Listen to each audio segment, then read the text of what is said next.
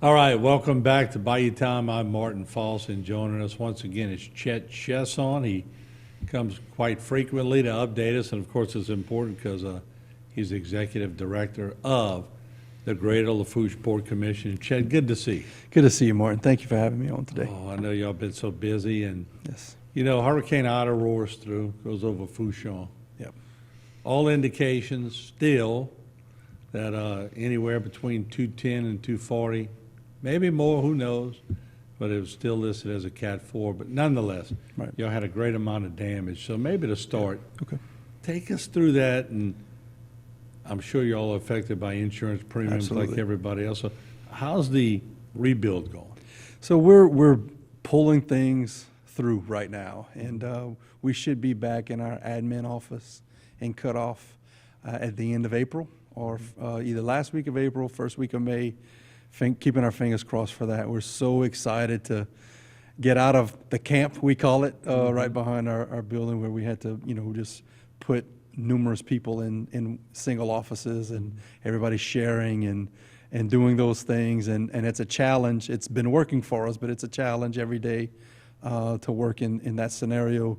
So we're excited about, getting back in our building.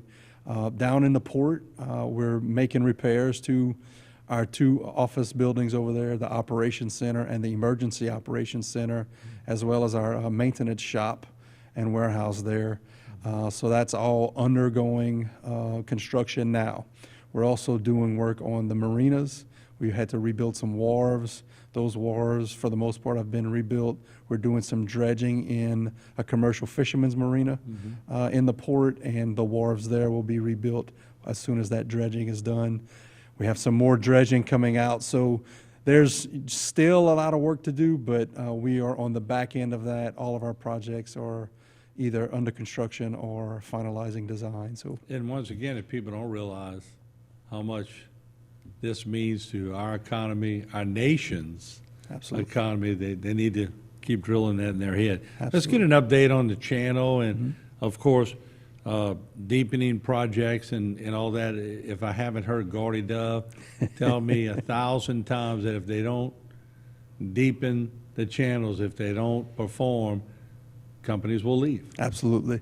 And we're in the same boat. We're looking to deepen Port Fouchon. We're maintained to about minus 27, so minus 24 with the 3-foot advanced maintenance to 27 feet. We have been authorized back in 2020, in the WERDA 2020, to go to 33 feet. It takes years to get to that point where you're actually going to construct. I can tell you that later this year, we should have full approval to begin dredging to 33 feet. So we're excited about that, not just because of what it means for the future of the port and the services that can be provided there, but also what it means in terms of utilizing all that material beneficially to rebuild the western side of Bayou Lafourche in the port, rebuild that marsh apron that has been lost and eroded over the years. So, it's a double edge there where we get economic value and environmental value with the same project. It's also a double edged. Don't you get a lot of silt, and that's why you got to maybe go a little extra because you know you're going to have a silt factor in there? That's correct. And we're fortunate in Fouchon where we don't have a large amount of silt. It's usually when, a storm comes in or some odd action that takes place for us to get a huge amount of silt. But at the same time, you over dredge so that you can be maintained at that depth that you need to. Do we know how much silt that Ida brought in? Do we have any way to tell them? We had about, on one side of the channel, very fortunate, I'll tell you, very fortunate. On one side of the channel, we had about a 3-foot siltation on one side, but we were never limited in our navigable waterways, for sure. It all depends on the angle it comes in at, Absolutely. and a few degrees one way or another could mean disaster. That's correct. And look, this is just the first step in our deepening. We're hoping that in the next 2 years, we can get authorization for Belle Pass out to the 50-foot contour to get a 50-foot draft for Port Fouchon so that we can move forward and do a Fouchon Island development that would do deepwater rig repair, refurbishment, decommissioning, project cargo, offshore wind, and you name it. Is that the difference between 27 and 33? So the difference between 27 and 33 allows us to be more efficient and allows us to bring in more of the typical project cargo that we would want to deal with for the oil and gas industry and the offshore energy industry on a daily basis. When it comes to 50 feet, that big difference would allow us to bring in the deeper draft vessels like deepwater rigs or drill ships or larger ships like that to come in and bring, decommissioning of the large offshore wells. And what would that do for our economy? That's a big, would be a big deal. plus. It's a big plus. It would increase. So it's about $1 billion of activity that would be able to come to the port on an annual basis in terms of economic. 1 billion with a B. With a B. Wow. 2,000 jobs. That's what we're looking at here for the future. That's incredible. And how difficult is it to get those permits? So it's very difficult, right? Yeah. It takes a lot of work. We've been working on just to get us to this 33-foot depth for 5 or 6 years now, Wow, yeah. right? It takes time. Well, let's get into drilling rigs and offshore leases. And y'all got 2 new leases coming out? Yeah, so there's 2 new leases coming out. One later this month, here in March, a new lease sale for offshore oil and gas leases. And then later this year in September, there will be another one for offshore oil and gas leases. And then right in the middle of that, this summer should be an offshore wind lease sale. And that's some leases for offshore wind activity in off of Lake Charles or Cameron and then off of Galveston. But, in terms of the offshore oil and gas lease sales, that is critical as we move forward to continue to have and create new production of offshore oil and gas. That's good for our businesses here, but it's good for the country, and it's good for the amount of oil that we'll have in the market for the world market, because we know oil is a worldwide commodity. It seems funny that I'm sitting up here on a news desk talking to anyone in this area about oil and gas and wind. That's right. In the same breath. That's correct. It's a juggling act, isn't it? It is a juggling act, and I think what we're trying to do, especially in Louisiana and especially in South Louisiana, and the users of Port Fourchon, the companies that are here in this region, are trying to put forth an effort to say, hey, look, we can do it all. If we understand offshore industry, the offshore activity in the Gulf of Mexico is serviced and built in this region. So if it's going to happen offshore, if it's anything offshore energy, anything offshore related, this community, this region can help and build that. So no matter what it is, offshore oil and gas, offshore wind, we can do it, and we can do the best at it. That really is sort of good news for the construction industry, that it's a win-win-win all across the board. They just, and look, Cajun ingenuity, we all know.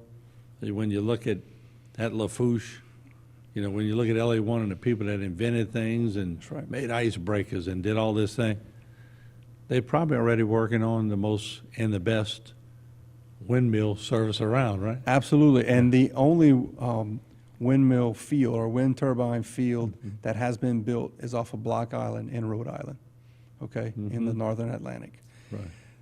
It was companies from Louisiana that actually went up there and built that. Okay, they put it in place. Gulf Island built the jackets, the base of those turbines. So we know what to do. We know how to, I'm talking collectively, right? Right, correct. We know how to do that. So let us have that opportunity to do that here in South Louisiana.